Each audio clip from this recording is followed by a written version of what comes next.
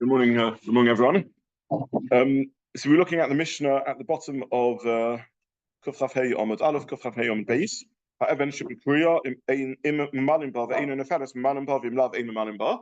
You have this stone sitting in this gourd, and the gourd is being used as a bucket. The stone is helping the bucket do what buckets need to do, which is sink into the water.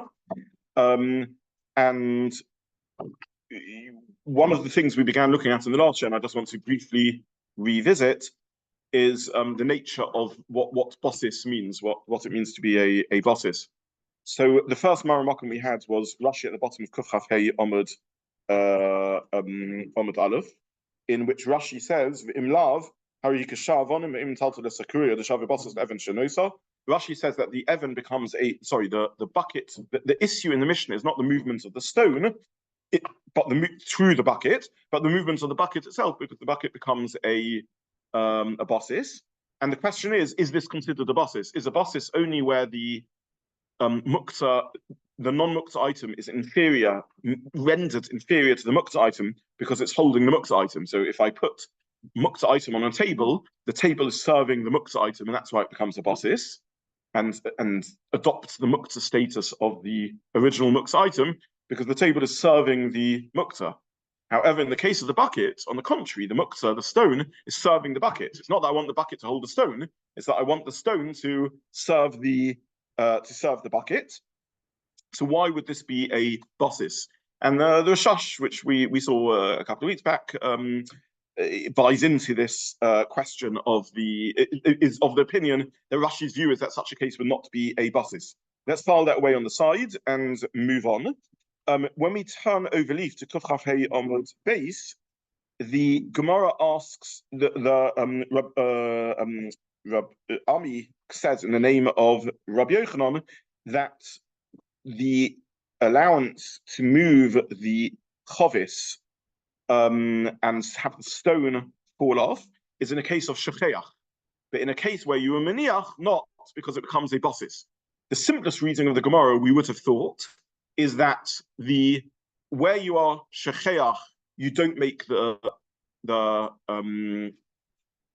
chovis into a bossis because you accidentally left it there. Where you are maniach, you want the chovis to be the table for the stone, and in that case, the chovis becomes a bossis, and therefore you can't move the chovis in and of in itself.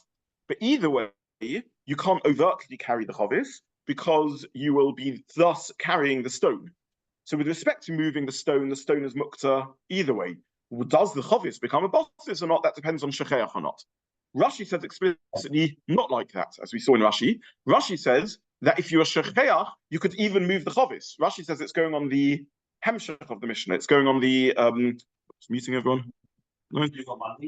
Sorry, Rashi said if you were shecheach, you could even move the chovis. If you are maniach, that's when you can't move the chovis. So Rashi seems to learn that we're talking about whether you can move the stone or not. But the stone either way is Muktza, whether you're shecheach or maniach, you can't move the stone. Surely the debate is whether the chovis becomes a bossis or not. The debate isn't whether it shouldn't be about moving of the stone. So we saw two answers to this question, and both answers in essence come to the same conclusion, just through different routes. We've thought till now that there's two separate sugyas. One is bossis. Does the under object become subservient to the over object and thus also infect itself, catch Muktza status? That's one nidun. And a second nidun is tiltul min hatzad. Can I indirectly move a Muktza item by moving the object underneath it? So I'm moving the chovis, and through that I'm moving the stone. In Rashi, you see, both on Amud Aleph, on the Mishnah, and on Amud Beis, in his explanation of the Gemara, that the two are not completely distinguishable. The chiddush of tiltul min hatzad, if I'm moving the chovis and thus indirectly moving the stone, that's also a problem, is only if the chovis relates to the stone. If the chovis is blissfully unaware of the stone, if there's no relationship between the chovis and the stone, then I can argue I'm moving the chovis, and in no way am I interacting with the stone. The stone happens to be sitting on top of the chovis. That's not tiltul min hatzad. My interest is to move the barrel. The stone happens to be sitting on top of it. I'm not in any way engaging with the stone. There's no hit askut, no asek, no involvement, no engagement with the stone. That tiltul min hatzad in that case would be mutter. So the concept of bossis, which is that the under object is somewhat connecting to the over object, and there's a relationship between the two of them, and thus tiltul menatzad also is also a type of bosses.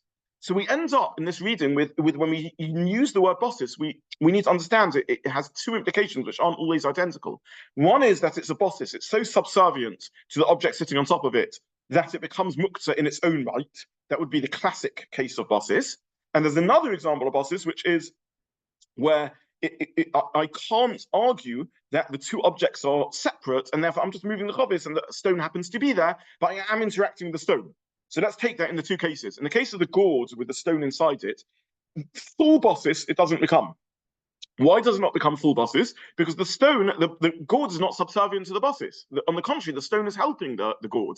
So the stone doesn't become infected with muktzah. It doesn't become what we think of as bosses, that the bucket becomes muktzah in its own right, because the bucket was never serving the stone. However, it does become tiltul menatzad, because I can't argue that the two objects are unrelated to each other. When I move the gourd, I do need to think about moving the stone, because the two are serving a joint functionality, and therefore it would be also because of movement of the stone, tiltul menatzad. Similarly, on Amud Beis, argues the Mashal in his reading of Rashi, that the, let me get this right, that's the, let me just check this is the Mashal. No, I'm not, sorry, Rabbi Kiva in his reading of Rashi, argues Rabbi Kiva in his reading of Rashi, that the stone on top of the chovis does not make a full bossis, because the stone is there to serve the chovis. That's how Rabbi Kiva understands the case. All we're talking about is hilchas tiltul min hatzad.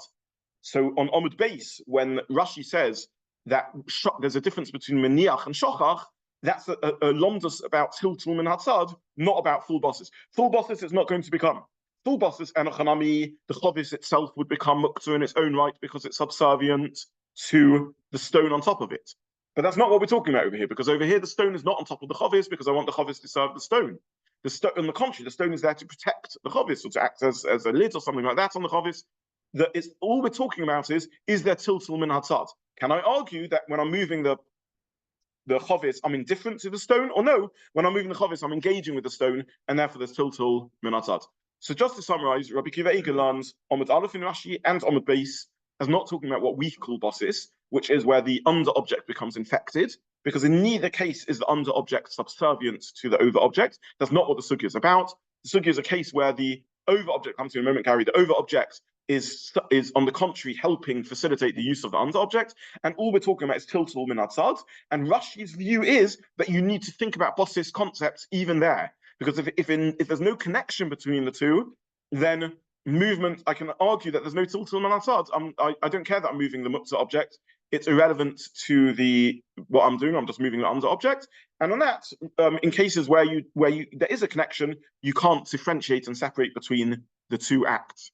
I just want to make one final point, because I was asked this at the last year, and I sort of fumbled around with trying to find the answer, but I got myself confused. All of this is what our Gemara is saying. Our Gemara is talking about the case of HaEven shel pi hachavis. Rav Ami and Rabbi Yochanan are not talking about the case of the kiss on the mittah, of the pass on the mittah. That's classic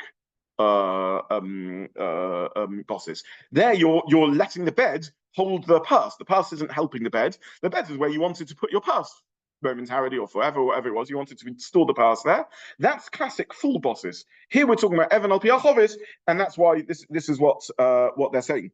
The truth is in the Gemara later, in Kuf Mem Gimel Kuf Mem Beis, I'm sorry, where this Mishna appears, there's a different set of statements of the Gemara on it. How the two sugyas fit with each other is a different discussion, but that's talking about both halves of the Mishna over there. Here we're just talking about the HaEven on the chovis, and the view of Rashi, according to Rabbi Kiva, was never about the sugya of bosses. We're not talking about what we call bosses, full bosses, where the under object becomes muktzah, it gets infected with muktzah, as it were. We're just talking about moving the upper object indirectly through the lower object. There you go.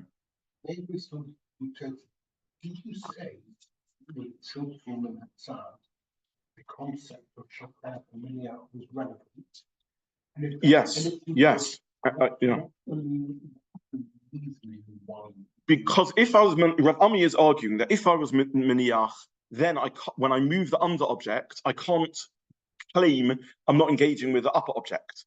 I put the two together and I have to live with the consequences of my act. I'm moving the under object, I'm doing tiltul and atzad on the upper object. But if I was shochach, the under object has no relationship to the over object, then I can say I'm moving the under object and I'm not engaging with the over object. That's not called an engagement with Muktza. Happens to moving, but that's irrelevant to my hisaskus, my engagement, my involvement. Yeah, that's the svara. Is it right to say that, therefore, that a bosses can't, both concepts of bosses would not be applicable, so it would only be applicable where you've got effectively two separate items. If they were tied together or integrated, then that can't be a bosses because they're now integrated into one thing. Maybe yes, maybe not. If they're tied together and integrated, that they have a joint functionality, correct. If they, and that's in a sense what the Mishna says, that if you tie the stone to the bucket, it's just become a bucket lid. But if the tying together doesn't give them a joint functionality, either because you just happen to tie things together, or because the tying together isn't a deep enough connection, then again, the one could be Muktza and one could be not Muktza, and then you could be back again to the sugya of bosses, which is sort of the hemshach of the Gemara and so on. But when you combine, and the next opinion of the Gemara, Rav Asi, really says even without tying things together, you can give them a joint functionality. That's what he says. Miniach bosses wouldn't apply because you've made the HaEven the lid of the chavis. Quite clear at what point you've got items which are the bosses and when you've got a new keli. In a way, the hemshach of the whole sugya is how do you redefine a Muktza item into a non-Muktza item? The Gemara gets into a discussion about a pile of stones that you want to sit on and so on and so forth, but it enters into that discussion by dealing exactly with your question. You have a chavis and you take a stone and you want it to be the lid. You have a gourd and you put a stone inside it because you want it to be a weight. At what point do we say this becomes one functionality and what point not? Now, the specifics of how much do you have to do to merge their identity is what the Gemara is debating. But let's push aside specifics. However you merge identity, whether thought is enough to merge functionality or only action is enough to merge functionality, the fact is you can merge objects into one functionality somehow or other, right? At the point where you cross the threshold and they become a merged functionality, you no longer have a stone and a gourd, you have a well-anchored bucket. You no longer have a chavis and a stone, you have a chavis and a lid. So again, the concept of Muktza ceases to be. Till the functionality is defined, then you have Muktza, non-Muktza, and then you need to worry about bosses. What exactly you have to do to merge functionality, that's a debate, whether you need action or even thought and so on and so forth. Yeah. I haven't necessarily seen that on the base being the merge functionality, that would just be a new functionality of the lid. But either, for the purposes of bosses, either would be enough. If it becomes a lid, then again, bosses is irrelevant because neither is Muktza. You simply have an object and its lid. If it gets a merge functionality, then Kavachome, how much more so? Okay, so I just, so yeah. We've got the Gemara here, which says, Yes. so we've got the same words in Kufman base. Yes. Yes. So we're saying, according to Rabbi Zobin and saying in Rashi, that the Gemara means two different things when it uses the same words. So here it means also like the half bosses we were talking about. And over there it means the full bosses. Yes, that's exactly what we're saying. And Rabbi Zobin argues that that's, if you chashman out the maths of the Gemara, that's mochach. They're not the same sugya. They're different. So now I'm making different points and dealing with different issues. Yeah. So the one thing which is really nice is that Rashi over there, Kufman base, says, and therefore the barrel is Muktza. That is exactly what Rabbi Zobin is saying in Rashi. The Rashi explains the two Gemaras differently. In that Gemara, he's learning as the barrel becoming Muktza. Our Gemara, he's learning just about Tilton and outside of the stone. That is exactly Rabbi Zobin's point. That's how he, maybe I should have spelled this out. That's how he answers the stira in between the Rashis. He says Rashi was forced to learn that there's two sukkahs floating around over here. Yeah, Rafi. According to Yeshiva-style, every army, he's also agreeing that it becomes a history because it's otherwise it's not. Otherwise, we wouldn't have any connection between the stone and the barrels. He's arguing that you've decided you want it there to use as a lid, but it doesn't redefine the stone as a lid, and therefore the stone is Muktza, but I want it there. Yes. So this is a really important point. If if the stone is just a random stone, I picked up a pebble from the garden. There's nothing that makes this stone any better than any other stone. I've no intention that the stone should always be the lid of the barrel. It's the stone I randomly picked up, and tomorrow I'll pick up. If it falls off into the ground and I reach the floor of my cellar, I may pick up another stone to use it. There's nothing I particularly want about the stone. So I have not made the stone into a lid and redefined its purpose. So the stone remains Muktza. But the fact is, I put it on the barrel to be there. I wanted it to be there, and therefore I want it to be there. And therefore, I can't ignore it when I'm moving the barrel. I can't claim I'm just moving the barrel and the stone happens to be moving along. It would be prohibited as tiltul minatad, and nonetheless, the stone remains mukta because it's happenstance that the stone is there. There's nothing that redefines the stone as a keli. Yeah. It's not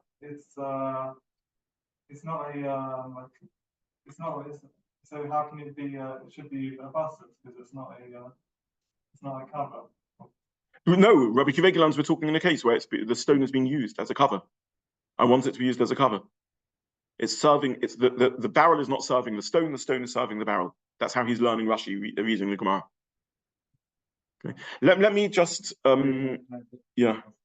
So we said when it's ShebeKiruya, yes. Then we can do the tiltul in ourselves. Yes. Because we're not associating with the stone. We're yes. moving the barrel. Yes. Yeah. But particularly speaking, we're moving the barrel in order to move the stone. That's exactly why we're moving the barrel.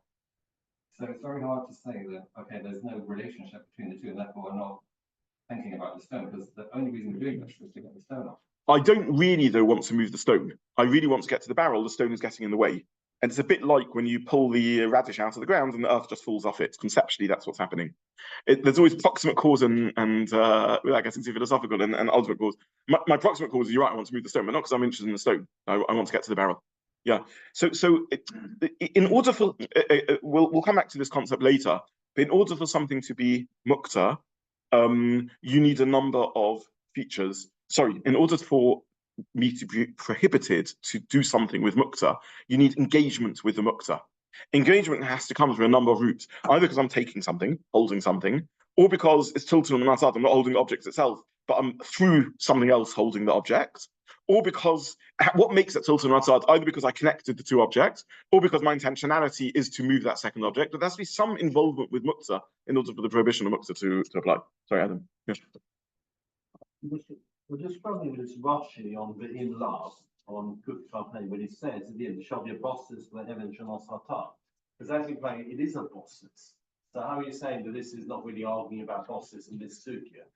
Rabbi Kivegelans is arguing that, and I know this is confusing, but Rabbi Kivegelans is arguing that the term bosses is a generic concept, and in each case you need to unpick what we mean by the term bosses. It's not the only case in Torah you have that. I mean, it does mean bosses.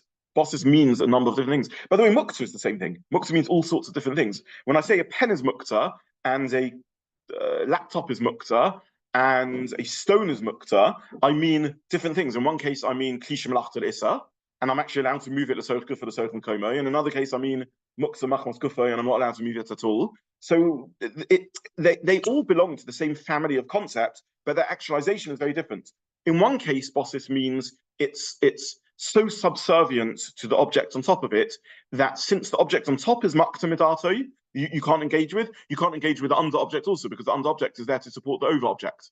In another case, it doesn't go that far. It doesn't mean that the under object is become mukta in its own right. All it means is the under object is related enough to the over object that I can't say I'm moving the over object. I can't claim to be not engaging with the over object. So bosses always means a link and a bosses, as is the translation. A bosses means like a base in English. It's a foundational base of an object sitting on top of it, and thus connected to the object on top of it. Sometimes the connection is very profound, and if the object on top of it is mukta, then the bosses becomes mukta. And in other cases, the connection is more superficial, and all it means is that when I'm moving the under object, I can't ignore the over object. And then you have cases where there's no bosses at all because it's shecheach, and that is not even tiltul min hatat. That's Rashi's worldview according to Rabbi Kivegelans. I can't stress enough, by the way, because we're coming up to Bein Ozmanim now. This shear, the last shear and the shear before, are such foundational shiurim. It's really, really, if you're unclear on this, it's worth using the break to listen to the recordings on these because these are like very, very asolistic principles in bosses and mukta. Yeah, Karen. It seems clear from the sugya that the status of bosses would be like Yes, but if you put something, if you had a cliche like the Issa on the bosses, yes. would it become? Yes, the status of bosses is whatever the full bosses means, whatever the status of the Muktza item on top, the Muktza item underneath becomes Muktza to that degree. Yeah. Correct. So there's no bosses at all. But there are limitations on Klishim Nachtor, so you can't move it Mechama L'Tel, and therefore you couldn't move the under object Mechama L'Tel either. Yeah. Okay, so that's Rabbi Kivega's reading. The Maharsha says the same is in the same conceptual world as Rabbi Kivega, but he argues that Rashi, for reasons of his own, which I'm not going to go into because it gets us too complicated, is of the view that our sugya holds there is no such thing as super bosses. All bosses ever means is the lower level of bosses, of Tiltul and Atad. So Rabbi Kivega says there's two types of bosses, this confusing world in which there's two types of bosses, and there's super bosses where the object underneath becomes Muktza in its own right, and there's minimal bosses. The Maharsha also agrees that there's both types of bosses, but he thinks it's a machlokas of sugyas. Our sugya is of the opinion that this is all that bosses ever means. Bosses never means anything more than tiltul min hatzad, indirectly moving the over object. And Rashi learns that that's the view of Rav Ami Rabbi Yochanan, that he holds that's what bosses is. Only moving it. If you look at the Maharsha, that's how the Maharsha reads Rashi. That's what bosses is. Bosses just means tiltul min hatzad. So it's the same conceptual ideas we've just been speaking about, which is that you need a relationship between the under object and the over object in order to say that tiltul min hatzad is forbidden. Tiltul min hatzad means you can't move the over object because indirectly you're moving it, but you can't disregard it. You can say, I forgot it there. I'm not engaging in any meaningful way in the over object. But if you placed it there, then in a charami it would be also because of tiltul min hatzad. That's how the Maharsha learns the sugya. Okay, so that's in a sense the chazara of what we said so far.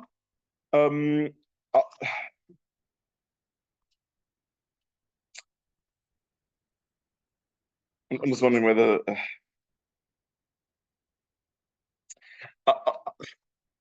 I hope this won't confuse everyone. I'll add one more nugget to this, which is there are those who argue that the whole of bosses really should be thought of as just a tiltul min hatzad extension.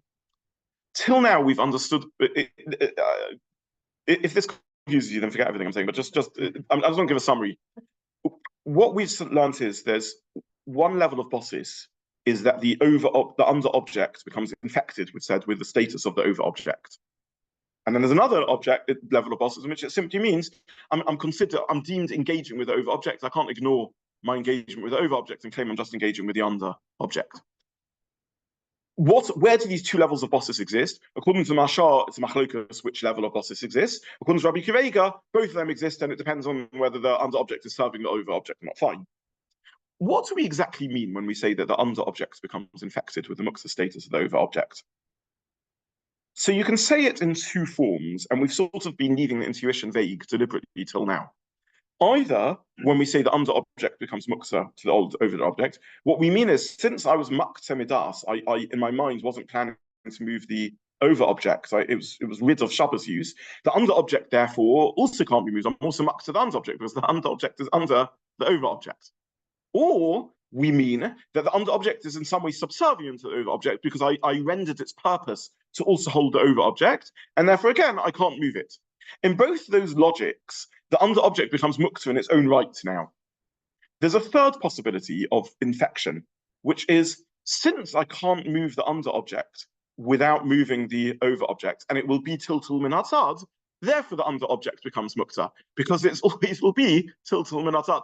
And maybe actually we've misunderstood the whole of bosses, and the whole of bosses really just starts as an extension of tiltul min hatzad. Since I can't move the over object because I will be indirectly moving the over object, therefore the under object becomes Muktza because it becomes also to ever move it. And therefore it effectively becomes a type of Muktza machmas issa. If you have an object which is also to if you have an object which is also to use on Shabbos because it's also, it becomes Muktza because you can't, the fact is it's set aside, it's deemed not available for use on Shabbos because I can't use it because of an Issa. So since there will be an Issa tiltul min hatzad on this lower object, therefore the lower object becomes Muktza as a Muktza machmas Issa. Now, I mentioned this, I don't want to go into matters which are too far beyond the scale of our sugya. I mention this because there are examples where Rishonim slip into calling bosses Muktza machmas issa. And it's a very puzzling use of language, and it may be because they're in this conceptual worldview. I want to make one final point, sorry, and then I'll come to you, which is in Halacha L'Maisa, we always need to ask ourselves both these questions. This is the fact. You always need to ask yourself, is it tiltul menatzad, and is it bosses? If it's bosses, it's muktzah in its own right. If it's tiltul menatzad, it's muktzah because it's moving something else. How these views all line up is Mashar, Rabbi Kiva, and so on. But in practical halacha, we do not paskin like the Mashar's version of the sukkah. We don't paskin like this Mand Omar that, according to the Mashar, holds that tiltul menatzad is all that the Isra is of bosses. We definitely paskin there's two Isurim, there's bosses and tiltul menatzad. There is a matter of theoretical halachic interest. It's interesting to know how the two relate, and there may be some subtle nafkaminas and halacha between the models of whether bosses is its own din, as we've sort of been intuiting till now, or whether all bosses really means as a muktza machmas issa because of tiltul min ha sad. Is anyone with me? Is this reasonable? Adam, sorry, yeah. Is that very clear enough to me?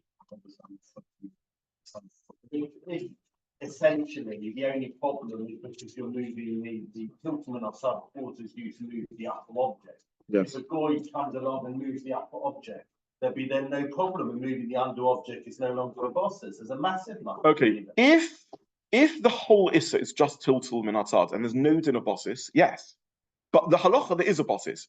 But maybe the logic of bosses is that since before Shabbos the over object was sitting on top of it and I couldn't move the object without moving the under object, it now gets stuck as Muktza over Shabbos, even if a guy comes along and moves the over object, because once Muktza settles on an object on over Shabbos, it remains Muktza throughout Shabbos. So that would be like the regular in a Muktza. Anything that's Muktza remains Muktza over Shabbos. Yeah. Because that would be something, if you had Kishin after that, you somehow designated it to use for an asr purpose.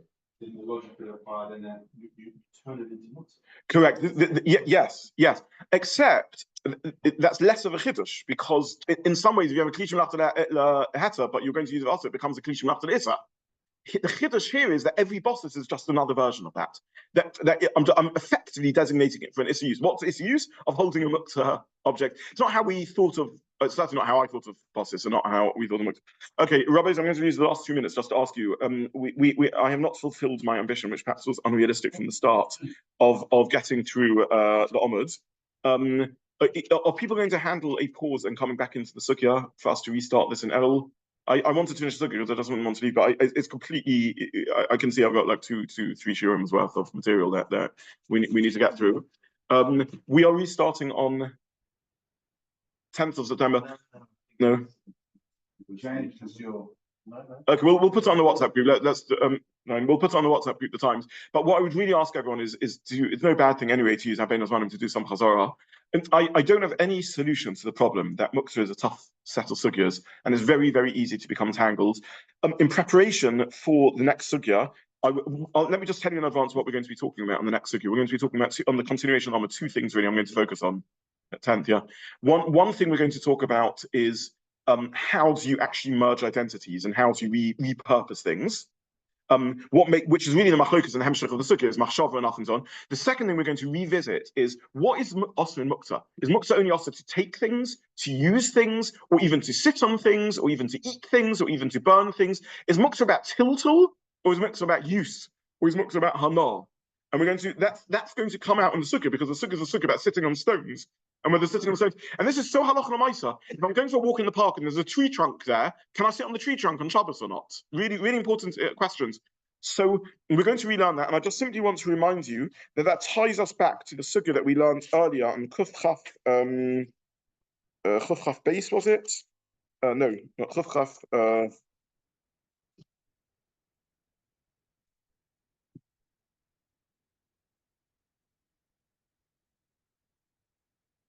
Kuf Chaf Daled on the base. Masikin, whether you can burn kalim and things like that. That's where we last spoke about. Just in brief, on Chuf Daled on the base, there's a sugya about whether you can burn mukta or not.